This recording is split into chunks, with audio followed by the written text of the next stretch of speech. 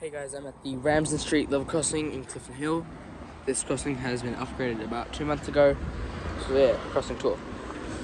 First thing we have here has a Westinghouse base, a Western Cullen Hayes gate mechanism, a black with bright writing stop and right signal sign, 4 new style Westinghouse LEDs on a Westinghouse cross arm, not the 2-check sign, but still. 2-check sign, standard crossback, general signals EBO, flat gate and 3 Siemens gate lights.